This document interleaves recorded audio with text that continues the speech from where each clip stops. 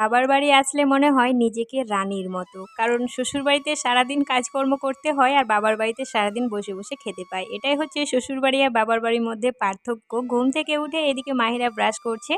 বাইরে এসে দেখি আমাদের গাছ থেকে আমগুলো পাড়া হচ্ছে। এদিকে আবার আম্মা রুটিগুলো করে নিচ্ছে। এখন কুরবানি ঈদের সময় হওয়ায় মাংস তো বাড়িতে অনেকগুলোই রয়েছে। আজকে আবার আম্মা খাসির পায়া রান্না করেছিল, তার সঙ্গে একটু পায়েসও বানিয়েছিল। আমরা মা ছেলে দুজন মিলে খেয়ে নিলাম। এসছি ওপরে আচারগুলো রোদে দেওয়ার জন্য। সকাল সকালে আজকে লবণের আচার বানিয়েছিলাম, এগুলোকে সেদ্ধ করে রোদে দিলাম, তার সঙ্গে একটু আমসত্ত্বও দিয়েছিলাম। আজকে যা রোদ্রের তাপ, আমসত্ত্বগুলো কিন্তু শুকিয়েই যাবে। এদিকে দানিশ আইহান সবাই মিলে একটু বসে বসে লিচু খেয়ে নিচ্ছিলাম, আর লিচু কিন্তু প্রায় শেষের দিকে। আর এদিকে আম্মা বানিয়েছিল দুপুরবেলার দিকে ভুড়ি ভাজা, তার সঙ্গে মাংস। আজকের ভুড়ি ভাজাটা খেতে কিন্তু অপূর্ব ছিল। বিকেলবেলার দিকে আমরা তিন বোনে একসঙ্গে বসেছিলাম, তো ভাবলাম আমাদের বাড়ি থেকে যে জামগুলো নিয়ে এসেছি ওগুলো একটু মাখা করা যাক। বিকেলবেলার দিকে এত ঝমঝমিয়ে বৃষ্টি।